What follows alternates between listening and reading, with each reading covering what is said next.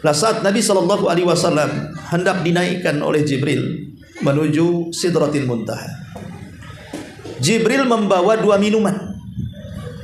Pertama air susu dan yang kedua khamar. Ada yang mengatakan air madu dan juga khamar.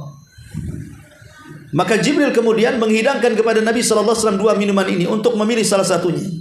Dan ketika itu khamar belum diharamkan. Seandainya Rasul pun mengambil khamar tidak ada masalah. Karena belum diharamkan masalahnya khamar kan.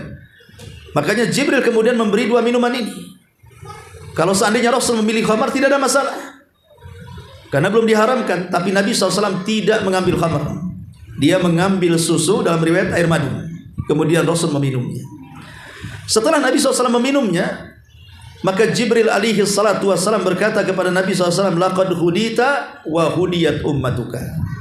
Allah telah memberikan hidayah kepada wahai Muhammad dan juga hidayah kepada umatmu. Coba bayangkan kalau seandainya Nabi SAW ketika itu memilih khamar, kemudian umatnya mencontoh Nabi SAW memilih khamar, apa enggak mabuk semua tuh orang-orang? Boleh jadi mungkin khamar itu akan menjadi minuman sunnah yang disunnahkan Nabi SAW untuk diminum. Tapi Nabi SAW tidak memilih khamar, malah meminum air susu ataupun air madu. Makanya Nabi SAW tidak mengajarkan kesesatan kepada umatnya, karena khamar ini membawa kesesatan, hilang akal, dan begitu seterusnya. Baik ma'asyiral muslimat yang dimuliakan Allah Azza wa Jalla, khamar ini ada sebuah hadis yang sangat mengerikan. Kata Nabi SAW, al-khamru ummul khaba'ith. Khamr ini adalah biang dari seluruh keburukan. Puncak dari seluruh keburukan itu adalah khamr.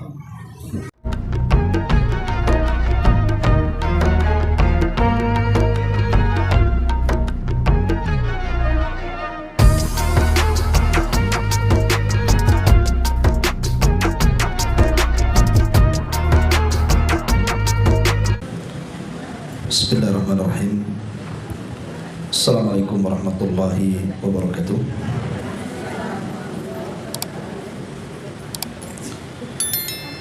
Alhamdulillah wassalatu wassalamu ala Rasulillah wa ala alihi wa sahbihi wa mawalah wa la hawla wa la quwwata illa billahi wa ba'd.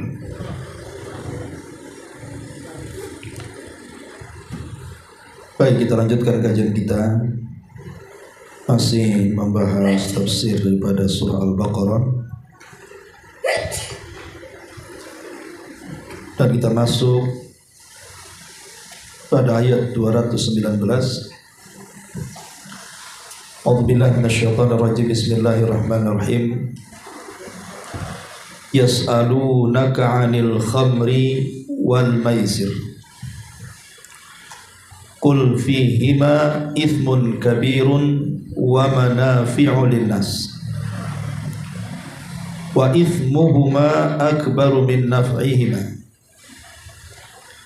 wa yas'alunaka madza yunfikun qulil 'afw kadzalika yubayyinu Allahu lakumul ayati la'allakum tatafakkarun.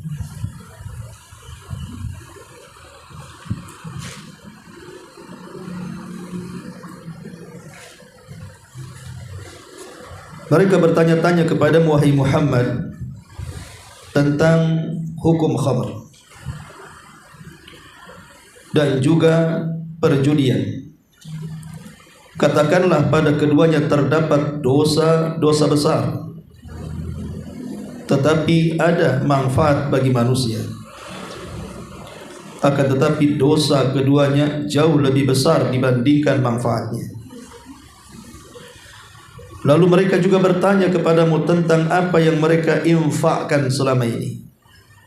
Katakanlah yang diinfakkan adalah kelebihan dari apa yang diperlukan. Demikianlah Allah menerangkan ayat-ayatnya kepadamu agar kamu bisa berfikir.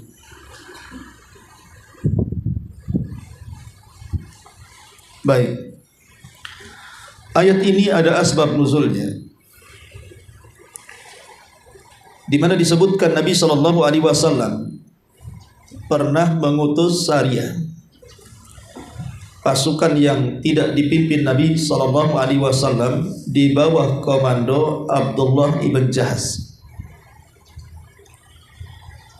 Dan Allah Subhanahu wa taala menangkan peperangannya dan mendapatkan harta rampasan perang yang cukup banyak.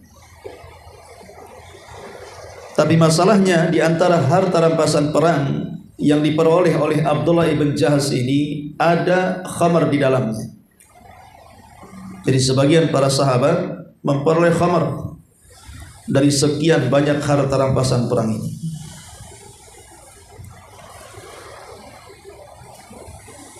Akhirnya kemudian, karena memang cuaca juga saat itu sangat dingin setelah peperangan,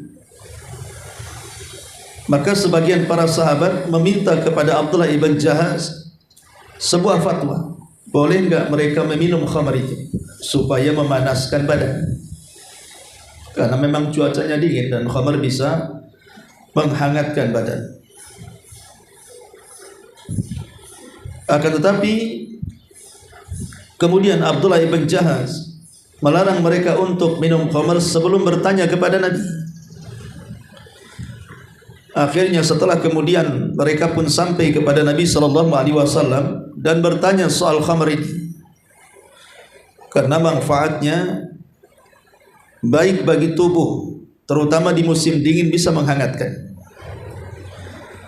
Maka Nabi SAW tidak bisa menjawab sampai akhirnya turun ayat ini. Allah Subhanahu wa taala mengatakan, yas'alunaka 'anil khamri wal maisir qul fihima ithmun kabirun wa manafi'u linnas.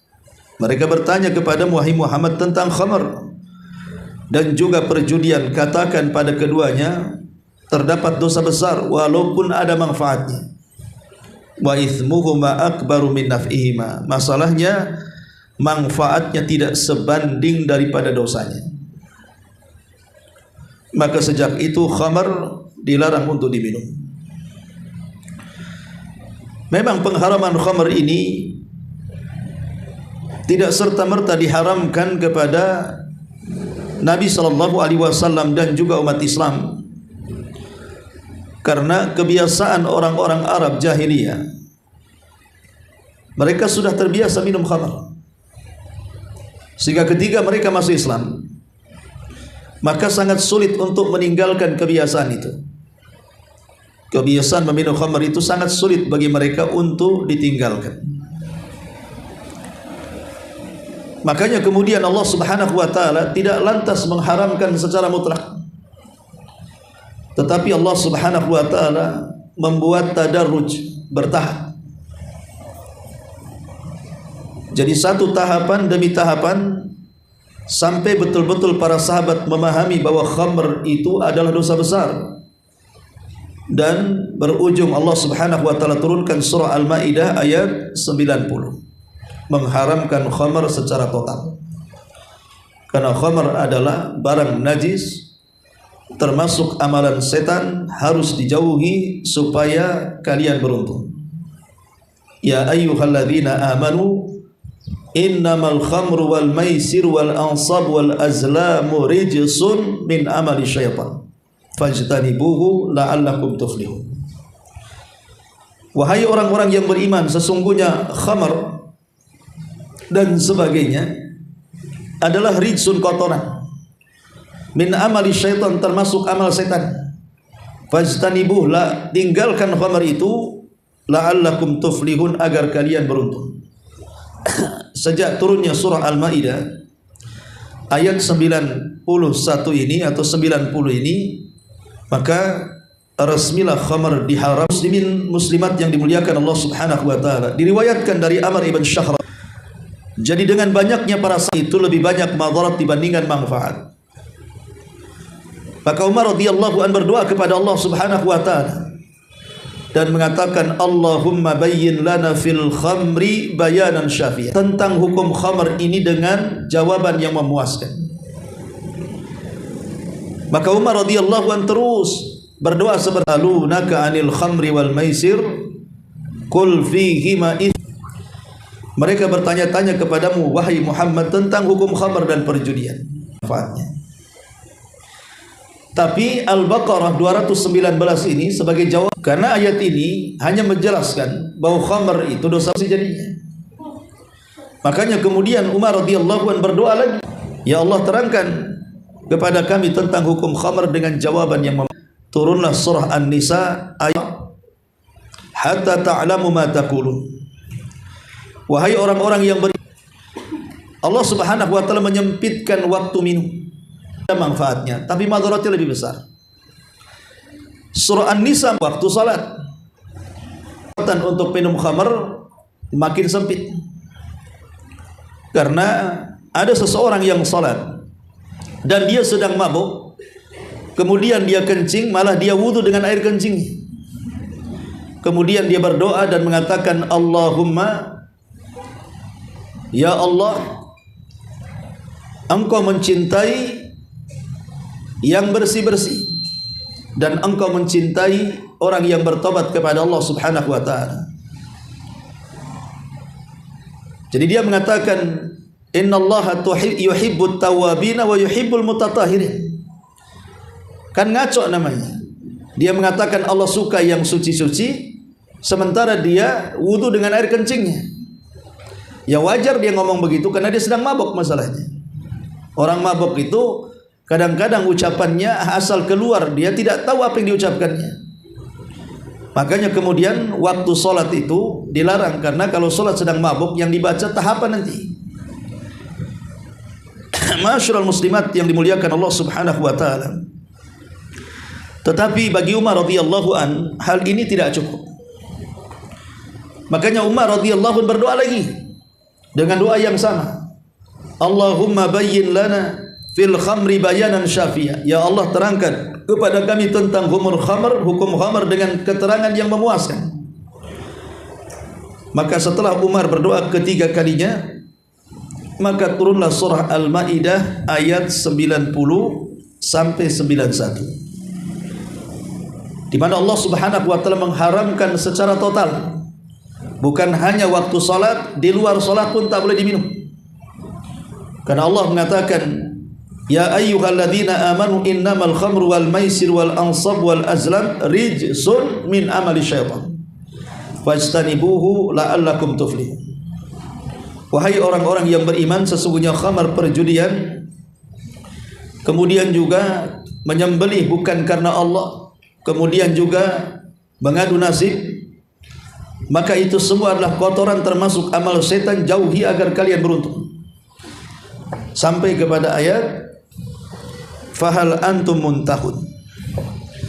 Maka dengan surah Al-Maidah ayat 90 dan 91 ini turun, maka Umar radhiyallahu an pun sekarang puas dengan jawaban Allah Subhanahu wa taala yang mengharamkan khamar secara abadi, secara mutlak tidak boleh. Hadis ini dikeluarkan oleh Imam Ahmad Nasai dan disahihkan oleh Syekh Al-Albani rahimahullahu taala. Setelah kemudian Allah Subhanahu wa taala mengharamkan secara total, maka Nabi sallallahu alaihi wasallam mengirim setiap daerah utusan agar utusan ini menyampaikan ke daerah-daerah, khususnya di halayak orang ramai, tentang pengharaman khamr ini. Jadi utusan ini berteriak di pasar-pasar, di tempat-tempat berkumpulnya orang, di jalan-jalan, kemudian mengatakan ala wa innal khamra qad hurrimat. Ketahuilah bahwa khamr itu sudah diharamkan. Sampai satu hari Anas ibn Malik radhiyallahu an yang berada di rumah Abu Talha, dan Anas ini terbiasa terkadang menuangkan khamr di gelas untuk menghormati tamunya Abu Talha. Saat kemudian khamr itu sudah dituangkan di gelas-gelas dan siap minum, tiba-tiba penuh keributan di luar kediaman Abi Talha ini, sehingga Abi Talha mengatakan, ya Anas fakhruj fasma madza yaqulu al-munadi yunadi. Wahai Anas, sebaiknya kau keluar. Ada apa suara yang sangat gaduh di luar itu? Kau dengarkan dengan seksama apa yang diteriakkan orang itu. Maka Anas radhiyallahu an pun keluar. Kemudian dia mendengar orang yang berteriak di pasar-pasar dan di kerumunan orang itu bahwa teriakan itu adalah datang dari Nabi sallallahu alaihi wasallam, diberitahu lewat utusan agar tidak boleh lagi minum khamar, karena khamar sudah diharamkan secara mutlak. Maka Anas bin Malik radhiyallahu anhu mendengar, langsung pulang memberitahu Abi Talha dan mengatakan, ya Abu Talha, gimana ini? Nabi sallallahu alaihi wasallam telah mengutus utusan kepada kami memberitakan bahwa khamar tidak boleh diminum. Akhirnya kemudian Abu Talha mengatakan, sami'na wa ata'na. Langsung kemudian dia menumpahkan seluruh khamar yang ada di kediamannya, diletakkan di depan-depan rumahnya. Sampai bukan hanya Abu Talha, semua orang yang ada di pasar, semua orang yang ada di jalan, semua orang yang berkerumunan di keramaian, semuanya pulang. Kemudian mereka menumpahkan khamar-khamar mereka di depan rumah mereka, sampai seorang perawi hadis mengatakan, hatta salat syawari'ul Madinah, sampai gang-gang kota Madinah banjir dengan khamar yang ditumpahkan. Begitulah para sahabat, kalau sudah haram, ya haram. Tidak ada di antara mereka yang dan mengatakan, saya kan masih kecanduan, dibuang sebotol dululah, sebotolnya disimpan, nanti kalau sudah semakin sedikit minumnya nanti saya tinggalkan. Tidak ada. Mau sebotol, mau sesendok, mau setetes. Sahabat tahu itu perintah Allah dan Rasulnya. Mereka hanya mengatakan sami'na wa ata'na. Innama kana qaulul mu'minin idza du'u ila Allahi wa rasulihi liyahkuma bainahum an yaqulu sami'na wa ata'na. Ucapan para sahabat, kalau sudah Allah dan Rasulnya memerintahkan sesuatu untuk berhukum, maka mereka hanya bisa mengatakan kami dengar dan juga kami taat. Itulah hebatnya para sahabat Nabi sallallahu alaihi wasallam.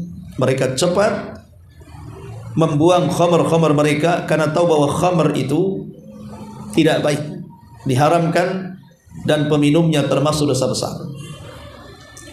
Ma'asyiral muslimin wal muslimat yang dimuliakan Allah Subhanahu wa taala, masalahnya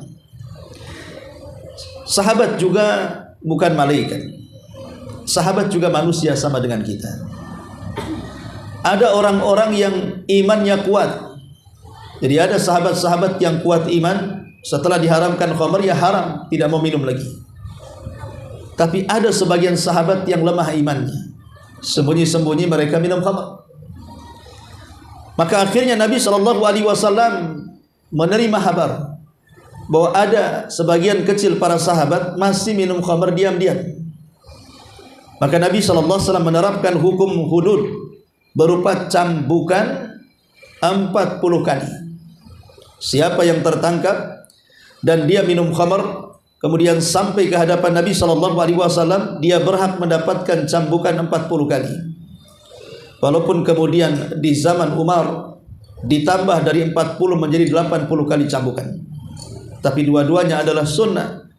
Baik yang dilakukan Rasul, Abu Bakar juga sama mengikuti hukum Rasul ataupun ijtihadnya Umar radhiyallahu anhu, karena Umar tahu maslahat. Di zamannya makin banyak orang yang minum khamar, kalau tidak ditingkatkan hukumannya bisa menjadi-jadi. Makanya Umar menambah dengan mengkiaskan hukum meminum khamar dengan menuduh wanita yang bersih dianggap berzina. Karena hukuman menuduh orang tanpa saksi dan bukti, di mana wanita baik-baik dikatakan pezina dan tidak terbukti karena tidak ada saksi dan bukti yang kuat, maka penuduhnya dicambuk 80 kali. Umar mengkiaskan tentang hukum pencambukan khamar menjadi 80 kali karena melihat tuduhan orang-orang yang menuduh wanita baik-baik menjadi seorang pezina, maka tuduhannya membawa hukuman 80 kali cambukan. Alasannya karena kalau orang minum khamar itu pasti akan gila akalnya. Terkadang tanpa sadar ucapannya menuduh wanita baik-baik dikatakan pezina. Dengan sebab itulah Umar radhiyallahu an meningkatkan hukuman dari 40 cambukan menjadi 80 cambukan. Ma'asyiral muslimat yang dimuliakan Allah Azza wa Jalla, di zaman Nabi ada seseorang yang berkali-kali ketangkap karena minum khamar dan berkali-kali dicambuk sebanyak 40 kali. Akhirnya kemudian para sahabat pun mencaci maki orang ini. Kayaknya nggak punya kapok, masa ditangkap kena cambuk, kau minum lagi ketangkap kena cambuk lagi. Akhirnya para sahabat Nabi SAW saat laki-laki ini hendak dihukum hudud dengan cambuk 40 kali, semua sahabat yang melihat mencaci maki anak muda itu. Tapi Nabi SAW memperingatkan para sahabat, la tasubbu, jangan kalian mencacinya, jangan kalian memakinya. Fa innahu yuhibbullaha wa rasulah. Walaupun demikian, si minum khamr ini dia masih mencintai Allah dan Rasulnya. Ya, Rasul mengatakan jangan dicaci. Walaupun demikian dia sangat mencintai Allah dan Rasulnya. Dari sini kita tahu bahwa kalau ada orang bermaksiat yang yang kita kutuk bukan orangnya, yang kita kutuk itu maksiatnya. Sebab kalau kita kutuk orangnya, satu hari kemudian orang ini bertobat, tidak minum khamar lagi, boleh jadi dia menyimpan dendam kepada kita. Akhirnya kita untuk menjalin hubungan dengan orang itu sulit lagi. Makanya yang kita kutuk itu maksiatnya bukan orangnya, karena orangnya bisa berubah masalahnya, bisa menjadi baik, bahkan lebih baik daripada kita. Dan yang mengutuk juga terkadang belum tentu dia selamat. Satu hari mungkin dia kebalik otaknya, malah dia pula yang meminumnya. Maka di sini Nabi SAW mengajarkan akhlak dan mengatakan jangan kau kutuk tuh orang itu, karena dia masih mencintai Allah dan Rasulnya. Kalau dihukum ya hukum saja, tapi jangan dicela orangnya. Ma'asyiral muslimin muslimat yang dimuliakan Allah Subhanahu wa taala. Nabi SAW saat peristiwa Isra dan Mi'raj, saat peristiwa Isra dan Mi'raj, dan itu terjadi di bulan Rajab. Nah, sekarang kita berada di bulan Rajab, di permulaan bulan Rajab. Banyak peristiwa yang terjadi di bulan Rajab. Salah satunya adalah peristiwa Isra Mi'raj.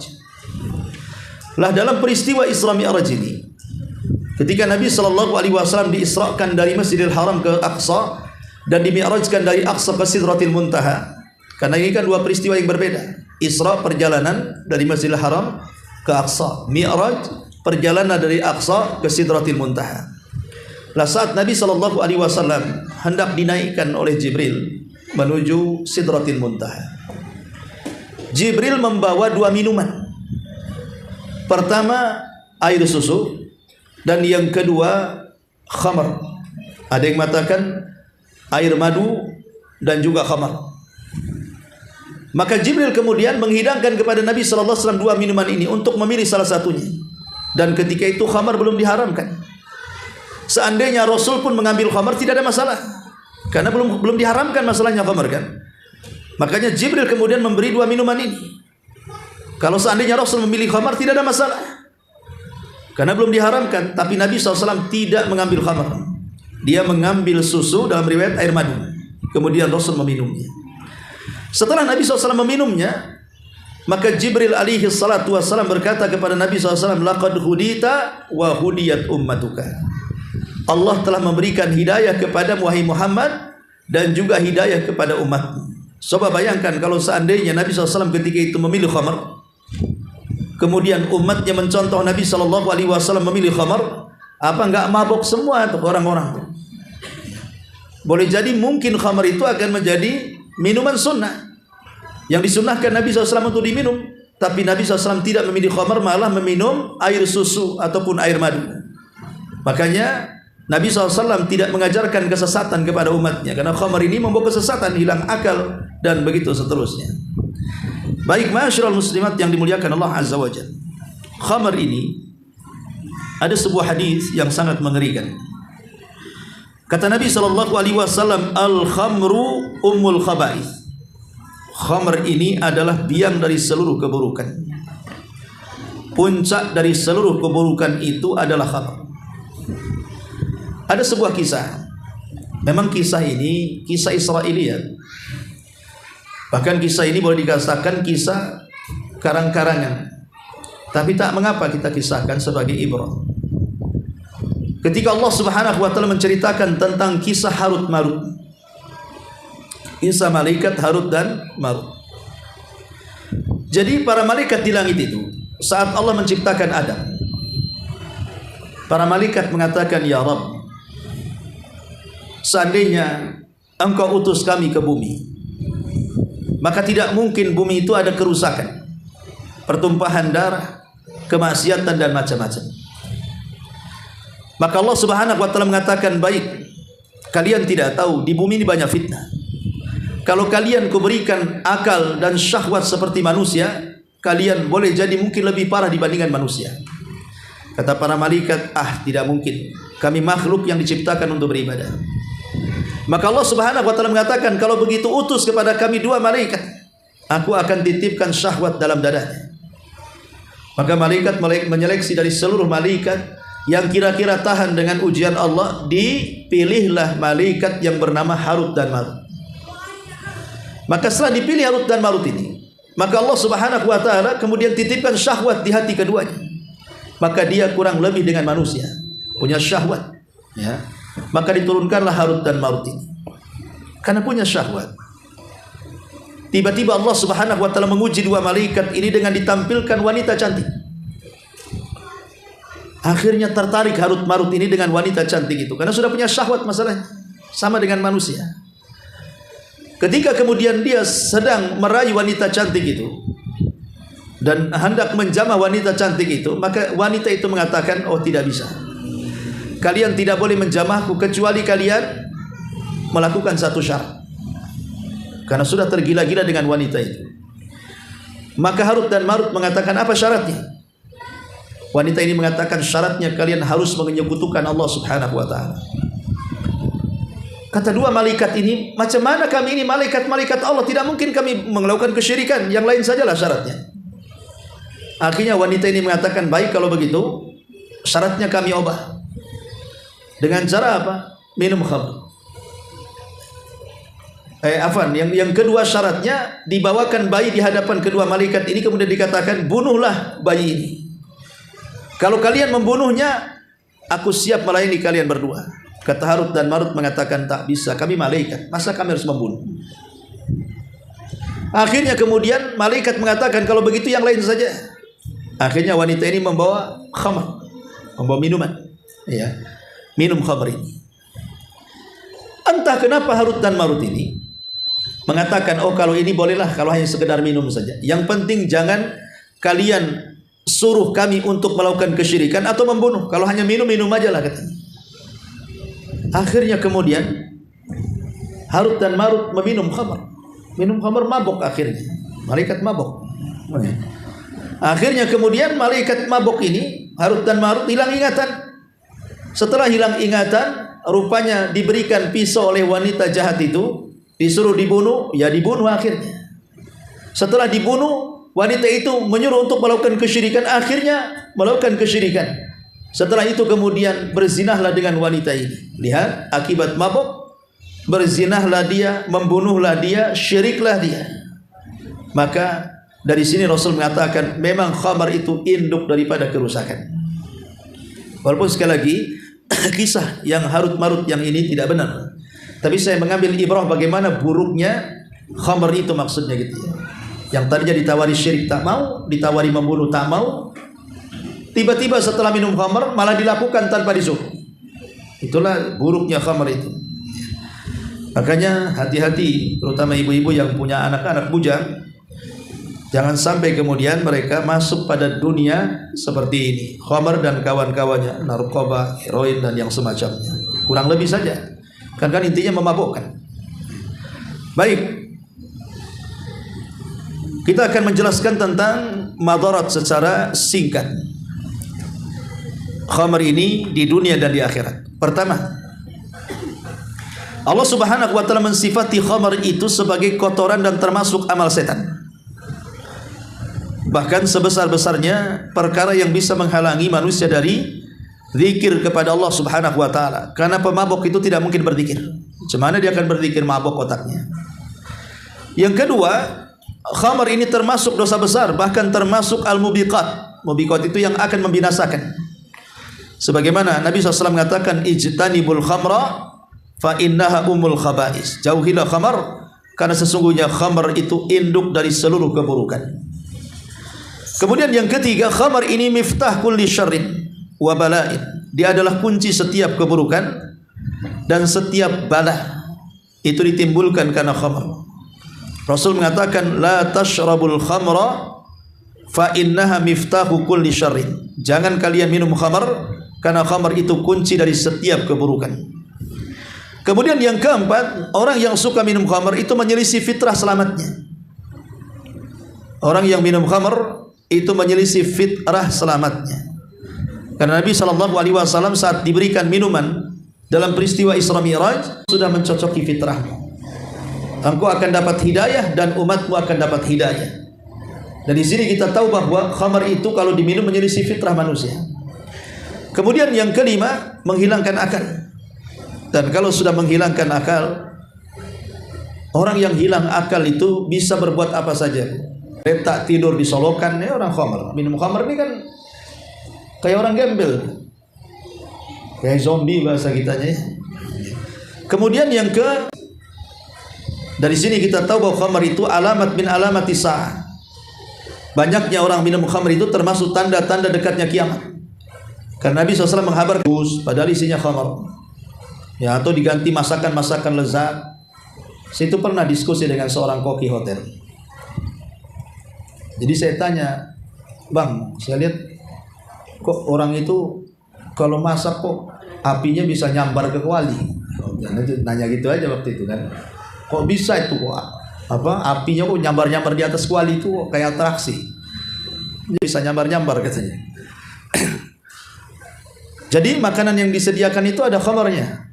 Ya, tapi begini, khamar kalau sudah masuk ke kuali dan dipanaskan sekiannya, orang-orang ngomong begitu, ya dia nggak tahu juga kan begitu. Tapi masalahnya, Bu, bukan masalah 0% atau tidak sama sekali. Sekarang kan buktinya khamar dituangkan di situ. Jelas-jelas dituangkan di situ. Kemudian menjadi masakan enak. Bukankah saya minum sedikit tak mabuk? Bukankah saya minum sedikit tak mabuk katanya? Kan yang dilarang kalau mabuk. Karena Rasul mengatakan kullu muskirin khamrun wa kullu khamrin haramun. Setiap yang memabukkan itu khamar dan setiap khamar itu haram. Saya minum tak mabuk wahai Rasul. Mungkin dia terbiasa minum banyak gitu ya. Jadi minum sedikit kayaknya langsung dikunci oleh Nabi jawabannya. Mau memabukkan atau tidak, mau sedikit ataupun banyak tetap haram. Ya. Makanya hati-hati Ibu ya. Kalau makan di pinggir jalan di restoran itu, kalau ada aneh-aneh kayak atraksi-atraksi itu jangan-jangan pakai khamar, kita kan nggak tahu juga. Makanya kalian la yubalil mar'u fi ma akhadal ma. Manusia sudah tidak peduli tentang soal harta. Apakah dia mengambil dari yang halal atau yang haram, atau dibelanjakan ke yang halal atau yang haram. Nggak peduli, yang penting senang. Yang penting enak katanya kan. Yang penting lezat, apalagi ahli kuliner harus dicucipi. Mau daging babi, daging babi. Termasuk larangan yang jadi nubuatun Nabi SAW, di mana dari Allah yashrabul khamra, akan banyaknya orang yang minum khamr. Di akhir zaman itu akan banyak yang minum khamr. Bahkan mungkin jadi biasa minum khamr itu. Masuk di minimarket. Dan di Saudi saja dijual itu di minimarket. Ya. Saya bilang, ini khamr nggak boleh katanya. Kok dijual katanya? Ya untuk orang turis, wisata dan begitu seterusnya. Lah kalau orang nggak paham kan main beli, Bu. Kalau nggak paham, apalagi minuman khamr ya udah biasa gitu ya. Nah ini betul apa yang disabdakan Nabi SAW di Allah Subhanahu Wa Taala. Intinya bahwa peminum khamr itu adalah orang yang sedang bermaksiat kepada Allah dan Rasulnya. Sallallahu Alaihi Wasallam la'anallahu al-khamra wa syaribaha wa sanat, peminumnya, yang menuangkannya. Jadi Allah melaknat yang membelinya, orang melaknat yang membuatnya, memerasnya dan yang diperasnya. Jadi peminum khamr itu manusia yang dilaknat.